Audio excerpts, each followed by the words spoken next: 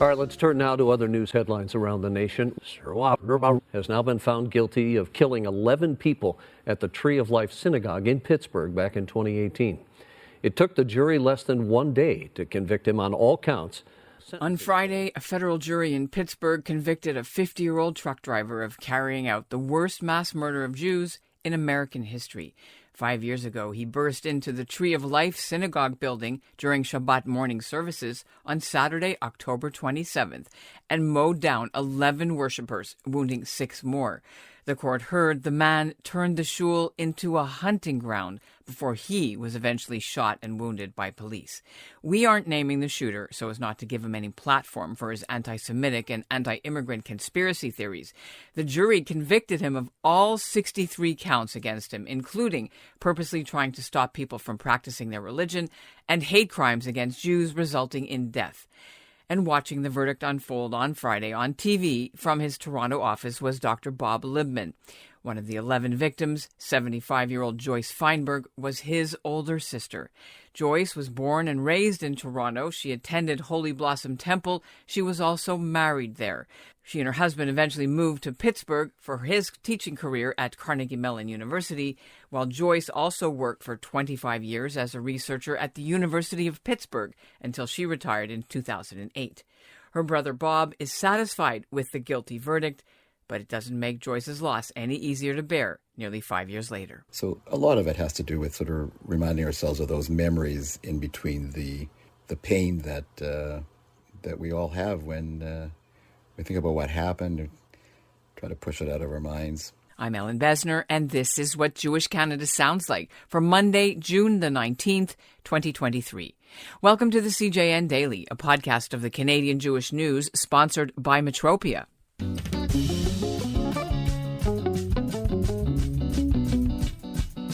Many of us remember where we were when we heard about the breaking news of the Pittsburgh synagogue shooting. Dr. Libman was in shul in Thornhill, and because he's observant, he wasn't checking his phone, and neither was the rabbi, but rumors started swirling through the services anyway.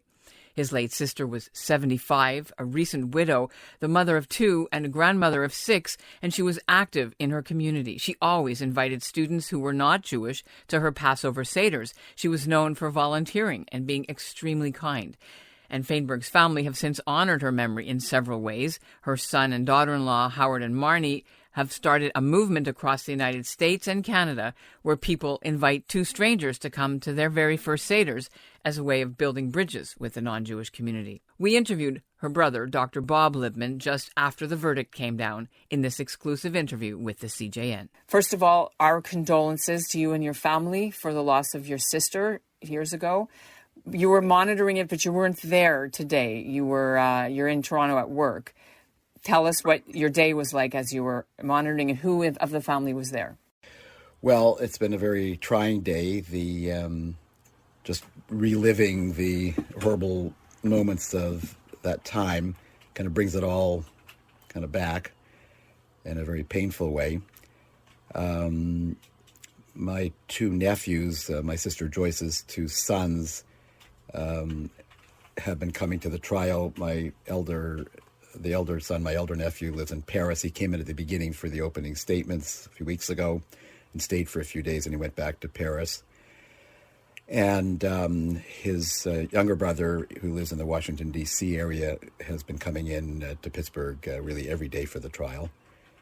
And I'm speaking to them often, and it's pretty grueling. And for us here in the Toronto area and Thornhill, it's just watching it on CNN and trying to grapple with it and seeing her picture up there with the other victims. It's been very difficult. Terrible, actually. Did you? I know you went to the funeral in 2018 because we read your comments and yours. But I mean, have you been back to the area since then? Yeah, we went back for the unveiling and not too much anymore other than that. I think one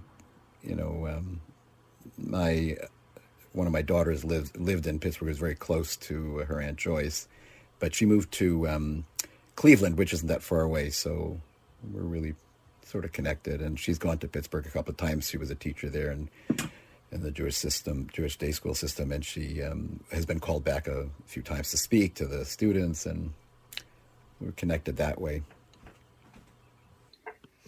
So you saw the verdict. I guess you were watching it. That was to be expected. I don't think that was even much of an issue. It just has to be done that way for the justice system to be done the proper way, and that's the way we live in this society with justice, a properly constructed justice system played by the rules for everybody, even in this kind of horrible situation. So what's the next legal step? Could you let us know what's? I mean, they have to have the decision about what to do with him. Yeah, I guess the next phase, which will go on for a while, will be the decision. The prosecution is asking for the death penalty, and they're going to have to decide on that very issue. And the prosecution has some ideas that they're going to try to bring forward. But I think the victim or survivor, rather, victim impact statements are critical to allow for, the jury and the judge to really look at this in a very broad way and in the horrific way it is. So are you a part of that victim impact statement? Are you going to be? I don't think so. I'm not sure why, but they didn't actually ask me to come to the trial particularly. I think my nephew said I could, and he would set it up. But since he didn't ask, I was sort of not in a hurry to go down there, to be honest with you. It's been pretty difficult. So, I might go down. I hadn't really thought about it too much. I'm not going to weigh in on the death penalty. I think it's very complicated. I mean, my rage and my inner anger is enormous. I think it's far too complicated, and I'm far too close to the situation. I think there has to be justice, and I think we'll let the courts make that decision, and hopefully the courts will come up with a proper system within the justice system of the United States. So you said it's been pretty difficult. What has the impact been on your family and yourself personally since the October 2018 attack? It's kind of like getting punched in the gut a lot and often, I guess. It's a lot of what, if we're not talking about it, it's the elephant in the room that it's just always been with us, and we're constantly reminded. It's a daily thing pretty much, and missing her. She was an incredible person, and her loss has been horrific, and the whole family has been terribly devastated by it. And can I say it's a lot of grief. What does that look like when you said they've been devastated? My kids, they were very close, of course, and of course her sons, they're my kids' cousins, and it's just often it's a lot of fond memories and remembering all the great things she did and all the wonderful experiences we had with her, and how loving she was and how dear of a person she was, a very special person. And, and the way that it happened, obviously any death of a loved one is very painful and tragic, but this was so horrific and so tragic that, it's a thing that's supposed to happen to other people, not to you and your family. We're just a quiet, regular family, and suddenly this thing has happened to us. I want to ask you about the Canadian side, the Canadian history part. Were her kids born in Canada? No, they were born in America. They have dual citizenship, and of course, my nephew in France has triple citizenship. But but there's a very strong Canadian connection. I mean, her husband, my late brother-in-law Stephen Fienberg, was also Canadian. They met here. I mean, in the community, and then they moved. He was a student at Harvard, and they moved to Boston just after they got married.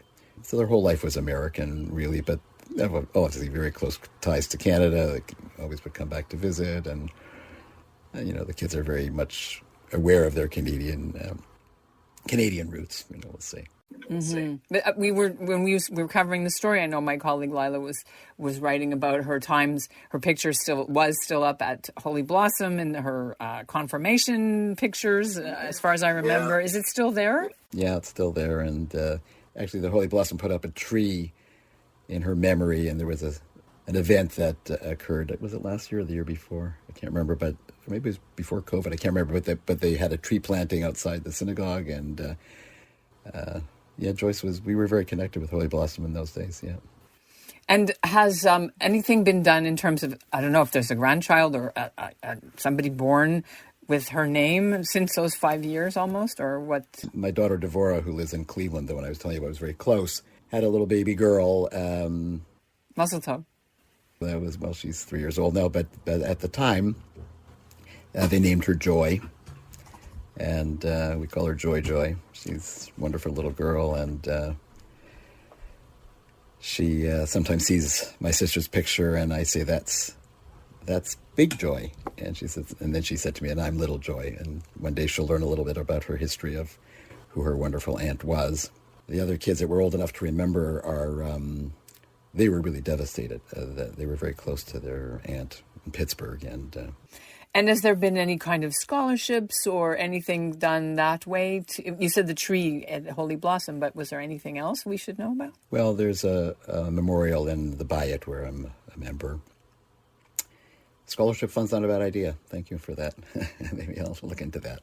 And in terms of her growing up in Canada, a lot of it was made about how she was a very good friend for kids at camp, where she was, her two closest friends were from, I don't know how to pronounce the camp's name, Camp Kawagama? Help me. Kawagama. Yeah, she was a great Kawagamite, and I joined her there, and she was my sort of role model when I was growing up and into my adult years still. I always thought of her as my role model. She was like a tzedekah. She was just an unusually wonderful and giving, dear person. And she then did work with emotionally disturbed children here in Ontario, and I followed her in those footsteps as well, and worked at the same place. It was called Browndale in those days, and I followed her there as a childcare worker. Like I say, she was my role model. And at the time that this happened, where were you when you heard about this? I hate to bring you back to the day. I'll just do it once. But okay. When you heard about it on the news, it was Shabbat. I imagine you were in shul. Yeah, I didn't hear about it on the news. Some neighbor had heard about it on the radio, and came and told me. And I didn't know my sister. I knew my sister was very involved in the synagogue there, and I knew she went every day to shul, and she used to take these. She called them her minyaneers. She would take these older guys to shul every morning, and then she'd make breakfast for them after, and it was really something lovely. And I knew she'd be there on Shabbat as well. So when they said that the synagogue had been attacked like this, I was sickened, and I thought, oh my gosh, she was probably there. And I remember, but I had no access to the news, and I went. I go to the Bayit, so I went to speak to Rabbi Koropkin, and he'd heard something from the grapevine about the attack. He didn't also, of course, know if my sister was involved, and we sort of looked at each other and said, well, God willing, we'll be able to deal with this, whatever it is. And he was a constant source of strength to us through the time. When this happened, America's had mass shootings a lot in the last 5 years almost every day. But this one was maybe one of the first big ones. It seems like nothing now because they have them all the time. And because of anti-Semitism, it was maybe still the worst mass murder of Jews in U.S. history. What have you been able to process or to understand what that did, what that signaled when it happened for what we're experiencing now? It's a very complicated question, but I don't know if you understand where I'm going with this. Well, I think that it kind of uncovered an underbelly of anti-Semitism. I think that this could have actually happened, in the United States. Such a grotesque act, a blatant act of violent anti-Semitism. I think over the years, we've not gotten used to, but we've seen, graffiti and other stuff that's more subtle. But that this sort of opened up or exposed anyway what maybe was already there, and social media sort of aggravating some of the negative aspects of social media, aggravating really a horrific underbelly of hate and craziness, And now we're seeing more of it. The amount of anti-Semitism in our country as well as the United States, just we're the number one group of that's being attacked. It doesn't often appear that way in the news, but that's the stats show it. And it's been 4.5, 5 years. So now we have a verdict. Does the verdict give you any hope or anything positive about this at all?